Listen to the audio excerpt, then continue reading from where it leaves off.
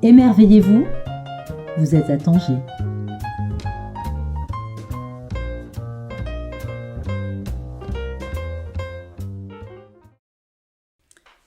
Bonjour à toutes et à tous, en ce dimanche matin pour notre émission radio Les Insolites, nous sommes en compagnie de Monsieur Ahmed Chitachni qui nous vient de Casablanca, qui est un Casablanca assumé, revendiqué. Nous allons parler de Ahmed, bien sûr, de son parcours, mais surtout de son livre absolument passionnant qui est un traité, j'ai envie de dire un traité d'histoire en condensé quand même de 400 pages, qui raconte la création ou la transformation, la métamorphose de Dar el Baïda en Casablanca. Le titre du livre, Casablanca 1907-1956, la démesure d'un urbanisme. Ahmed, bonjour, merci d'être avec nous ce matin. Bonjour et merci pour votre invitation dans une ville qui m'est très chère, Tanger. Tanger qui a joué aussi à travers l'histoire un rôle très important dans l'évolution de Casablanca en particulier et du Maroc en général. C'était la cité internationale, mais avant c'était la cité des ambassades. Donc toutes les représentations diplomatiques des pays étaient basées à Tanger, en dépit du fait que les capitales du pays étaient soit Fès, soit Marrakech, mais les représentations diplomatiques étaient toutes basées à Tanger, qui a joué un rôle aussi très important du côté diplomatique et un rôle très important dans tous les événements que je relate, historiques, économiques, militaires et politiques, que je relate dans mon essai. Je vais poser tout de suite une question. Pourquoi avoir écrit ce livre autour de Casablanca ? Bien entendu, j'ai dit en introduction, tu es Casablancais, ça pourrait sembler une évidence. On va quand même revenir sur ton parcours. Alors, en raccourci aussi, parce que tu as fait tellement de choses, j'ai l'impression que tu as eu 4 ou 5 vies, c'est assez fantastique. Tu es licencié en sciences politiques, politiste et chercheur en anthropologie urbaine. Tu es co-administrateur de Save Casablanca avec Mouna Hachim, que nous adorons aussi à la librairie. Je la salue si un jour elle nous écoute. Tu es membre de Think Tank de la Wilaya de Casablanca. Tu publies beaucoup de chroniques, d'articles de presse autour du foncier, de l'immobilier, de l'habitat, de la question du logement à Casablanca. Ce livre, je suppose qu'il t'a pris beaucoup d'années pour être écrit parce qu'il est très érudit, très documenté, à la fois très facile à lire, et ça c'est une force parce que entrer dans un ouvrage d'histoire parfois peut être laborieux pour le lecteur lambda.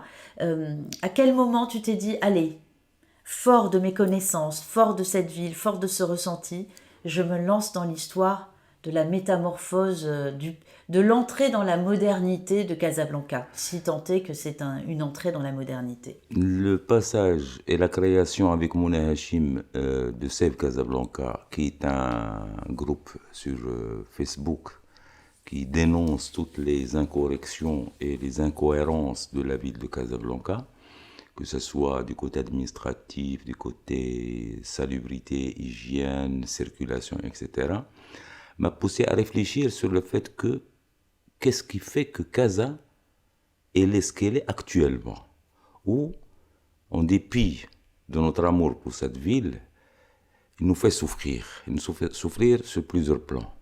Le plan de la circulation, le plan du foncier, le plan de l'immobilier, le plan du travail. Qu'est-ce qui fait que Casa a ces incorrections-là ?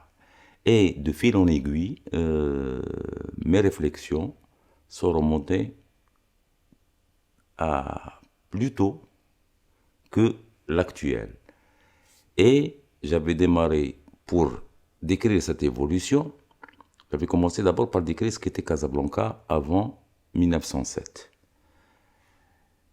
Tous les auteurs, principalement coloniaux de l'époque, s'accordaient à dire Casa, ville sans intérêt, un petit bourg, alors que je démontre, documents à l'appui, que c'était une vraie ville qui connaissait une organisation urbanistique, économique, administrative, juridique et même sociologique. C'est-à-dire qu'il avait ses spécificités sociales, que ce soit en patrimoine immatériel, en chansons, en habits, en alimentation, etc. Et j'ai constaté qu'au contact de l'Occident, cette ville s'est transformée de façon radicale.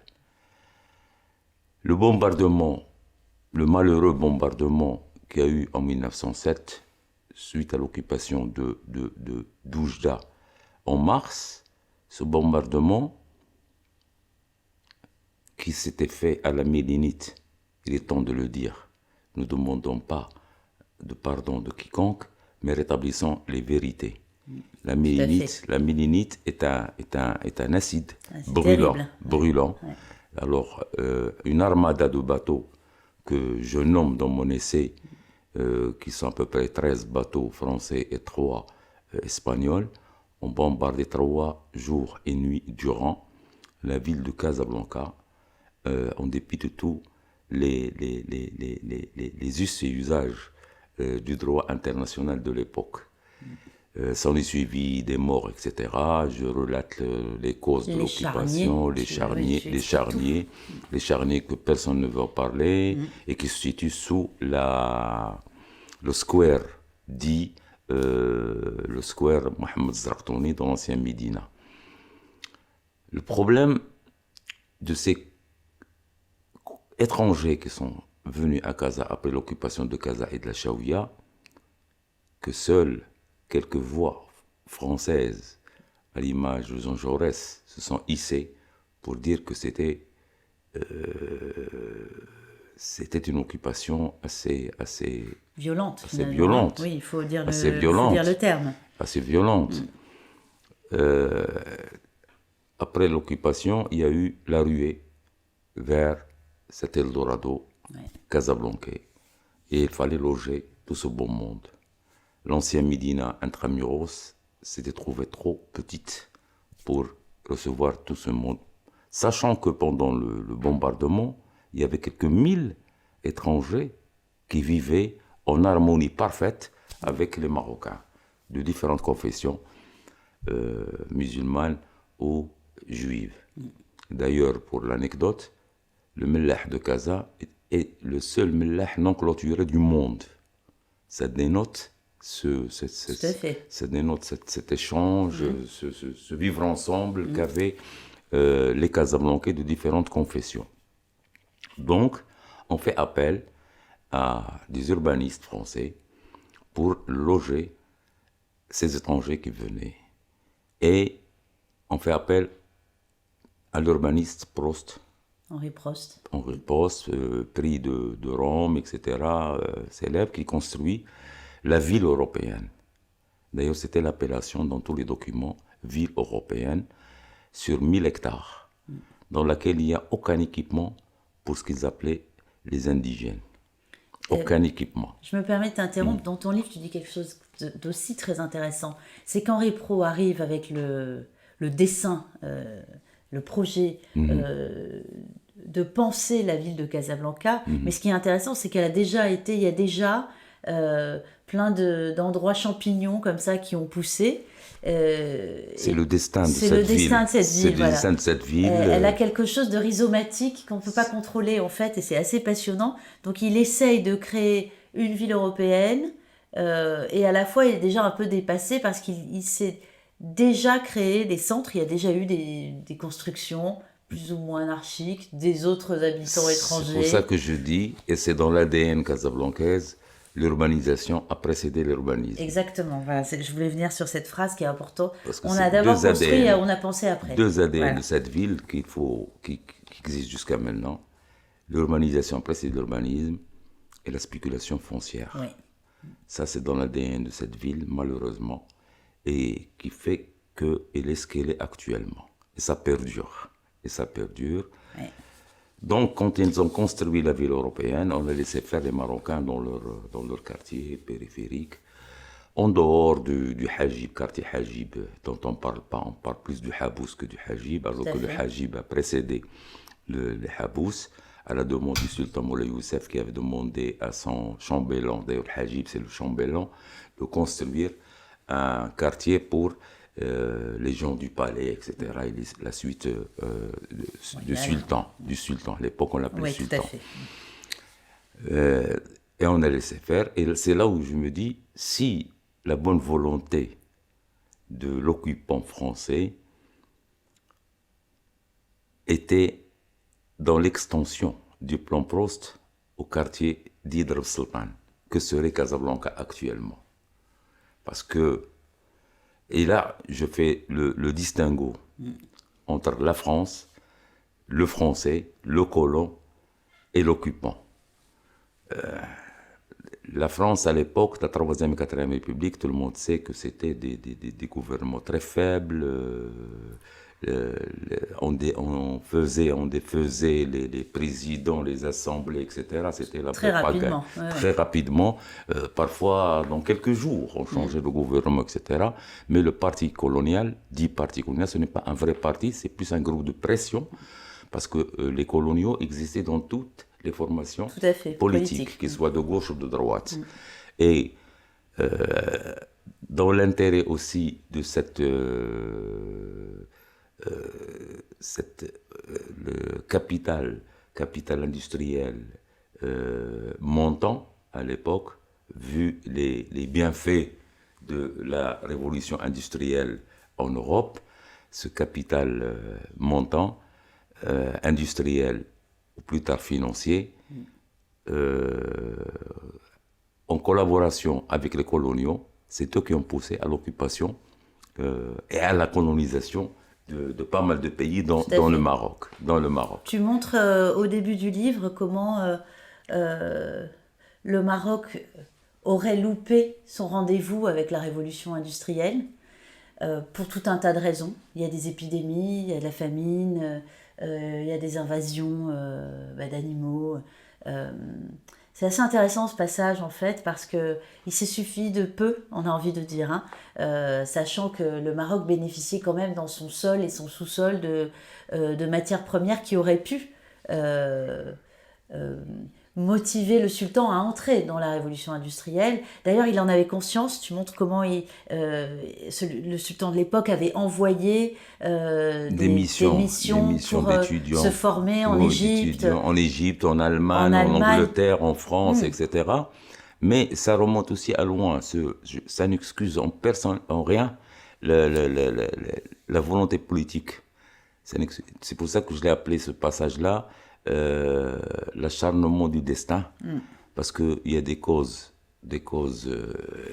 qui dépendent de l'humain et des causes naturelles, qui sont les sécheresses, les épidémies, etc., dont certaines sécheresses et épidémies avaient, disons, réduit la population du tiers. Et ça, c'est très important. C'est des cadres Et puis, il y a aussi cette orientation, à partir du sultan Moulay Slimane, cette orientation de la Qarawiyyin, qui était l'université la plus célèbre, on enseignait les mathématiques à l'époque, l'astronomie, l'astrologie, etc., qu'on a tout délaissé pour un enseignement uniquement religieux. Et c'est là que le Maroc, en plus de la non-naissance de cette bourgeoisie, comme en Occident, etc. Et j'explique pourquoi il y a eu ce loupé historique, qui a fait que le Maroc était de plus en plus faible dans le concert des nations de l'époque. Et le sultan Moulay Hassan Ier a essayé de moderniser, d'installer des usines, etc. Mais c'était des usines clés en main. Oui. Donc la maintenance dépendait toujours de l'étranger, etc.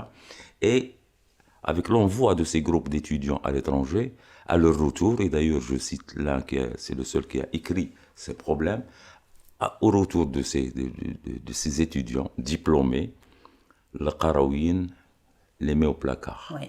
Les met au placard, et c'est là un raté, en plus de la montée de cet urbanisme de l'époque, coloniale. Tous les ingrédients étaient là pour occuper l'un des rares pays encore non colonisés de l'époque, avec l'Éthiopie. Et la méthode de pénétration, c'était par la dette. On a vraiment bombardé ce pays de dettes à telle enseigne qu'il est devenu trop dépendant de l'Occident et plus principalement des banques occidentales, avec à leur tête et comme chef de file, comme l'appelle Charles-André Julien dans son ouvrage Sa Majesté impériale, la Banque de Paris et des Pays-Bas. Donc la colonisation du Maroc s'est faite par la BNP et par les coloniaux. Ça, je ne dédouane pas l'État français, mais il faut avouer qu'à l'époque, il était trop faible pour s'insurger et respecter ses relations internationales avec d'autres pays, dans l'intérêt, bien sûr, de ce capitalisme montant. Exactement. Voilà. Ton livre s'arrête en 1956. Nous avons déjà traversé 50 ans quasiment d'histoire de Casablanca et du Maroc, hein, parce que finalement, voilà, quand j'ai dit au début de la présentation, c'est un livre d'histoire. Casablanca, c'est le parangon du paroxysme de la vie moderne, capitaliste, etc. Mais c'est aussi le parangon de ce qui va se passer au Maroc. C'est-à-dire que les pratiques coloniales vont être malheureusement transvasées comme dans un effet d'alchimie dans une grande bourgeoisie qui va perpétuer certaines des pratiques de spéculation foncière, de spéculation immobilière. Au début du livre, Mohamed Hadi, qui fait une très très bonne préface, assez courte, mais vraiment qui résume très bien ce que tu as écrit, dit, je le cite, « L'auteur parle même d'une démantibulation, une destruction de l'homme en une tentative de désarticulation de ses références socioculturelles. » Ça, c'est à l'époque des colons. On va utiliser le mot colon une bonne fois pour toutes. Oui, c'est-à-dire, on arrive et on dit qu'il n'y avait rien avant et donc on peut nous imposer notre manière de penser, notre savoir-vivre, notre vivre ensemble, entre guillemets.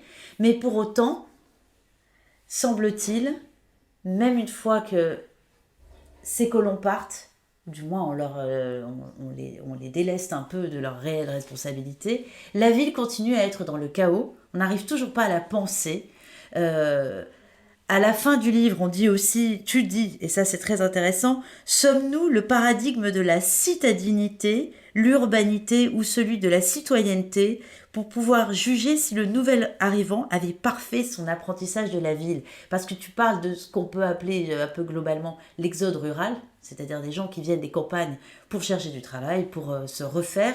Et tu poses des questions importantes, c'est quoi être un citoyen à Casablanca ? Est-ce que ça existe ? Est-ce que depuis 1956, on arrive à se défaire, disons, de ce passé qui est si lourd, c'est-à-dire de ces travers de ville ?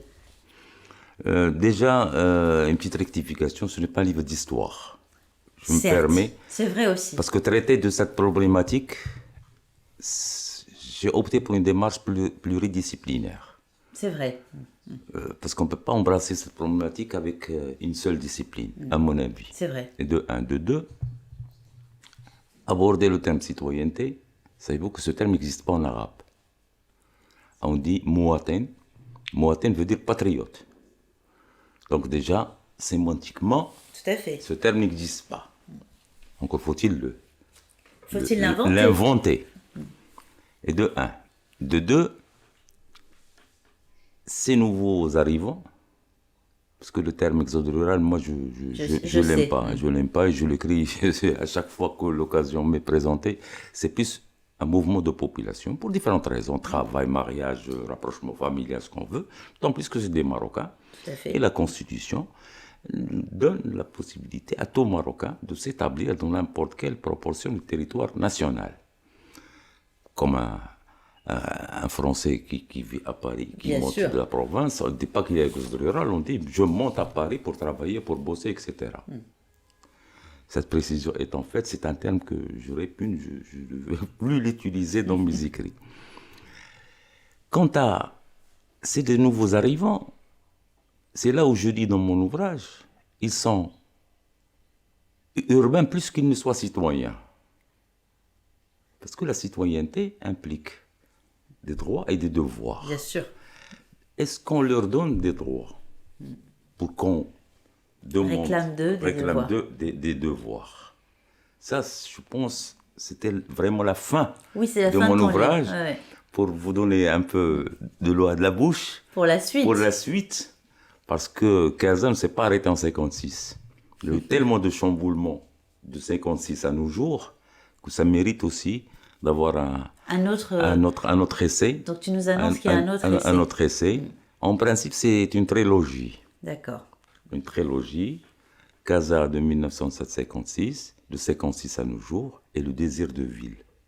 Parce que nous portons tous un désir de ville. Complètement. C'est bien, Donc, on parle de désir ce matin. Désir de ville. D'accord. Il y a même M. Nasseri qui avait, je pense, écrit un livre collectif qu'il a intitulé Désir de ville. Tout mais à fait. Ça serait Désir de Casablanca. Donc voilà. Citoyen, je ne crois pas. La citoyenneté implique, comme on l'a dit, des obligations et des devoirs. Les pratiques habitantes de cette population, et les campagnardes, pour la plupart. Donc c'est des pratiques habitantes de la campagne qu'on retrouve en ville. Quand on parle de ruralisation de la ville, ce n'est pas forcément uniquement dans l'accaparement des surfaces bâties, mais c'est des pratiques habitantes de ces populations, de la conception qui se fait, le nouvel arrivant, de son espace, de l'espace domestique, de voisinage, etc. Parce que nous constatons un peu partout à Casa, et même dans d'autres villes du Maroc. Malheureusement, je ne pouvais pas intituler mon livre autre chose que Casablanca, que je connais bien. Mais sûr. on peut transposer à toutes les villes marocaines, dans n'importe quelle ville. Ces espaces, en dehors du domicile, le Marocain s'accapare un autre espace que j'ai appelé le quasi-privatif. C'est aux abords des maisons. Oui. On constate partout qu'il y a des tentages de linge, qu'il y a des plots qui interdisent le stationnement, etc., etc. Parce que là, ça remonte à des pratiques que j'invoque dans mon livre, de la hutte et l'enclos qui l'entoure, etc., etc. C'est des pratiques habitantes de la campagne qu'on transporte dans la ville. Tout à fait. Les animaux qui circulent dans la ville, les charrettes, etc., c'est des pratiques tout autres, donc ce qui n'ont rien à voir. C'est pour ça que, sont-ils des urbains, sont-ils des ruraux, sont-ils des urbains, sont-ils des citoyens,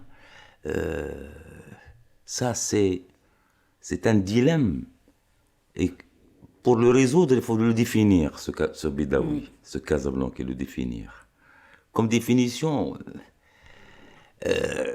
comme disait Pascal, il déclenche des référentiels en fonction de la situation qu'il vit.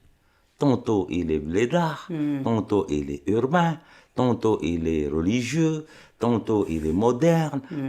Et ça impacte l'usage et l'utilisation des espaces dits les espaces publics. Je ne parle pas de l'espace public au singulier, qui veut dire autre chose. Ça aussi, on peut en parler. C'est les espaces publics et leur utilisation. Le Marocain est propre chez lui, mais il est sale dans la rue. Oui. Les détritus, les immondices, les cris qu'on a, les pétitions qu'on a écrites pour dans toutes les villes, la gestion on a ça. des ordures à Casablanca. Tanger aussi. Alors que chez lui, le Marocain, il est propre. C'est vrai. Il est propre. Ça, c'est des pratiques que j'essayerai d'analyser de 56 à nos jours. Qui sont impactés par d'autres événements, par d'autres dispositions économiques, politiques, sociologiques, etc. Ahmed, je t'écouterai des heures, nous tous, mais le temps nous est compté, me semble-t-il, puisque Franck me fait des gestes et nous arrivons à la fin de notre entretien pour lequel je te remercie. Je vous remercie aussi. Je rappelle le titre de ton livre, Casablanca 1907-1956. Avec un sous-titre. Et il y a encore un autre sous-titre, oui, La Le démesure d'un urbanisme. Et mon éditeur n'a pas voulu inclure, il a trouvé que le titre était tellement quand chez soi était chez l'autre. Exactement. Et c'est très, très, très Tout à fait. révélateur. Merci beaucoup, Ahmed. Merci à vous. Merci, Franck.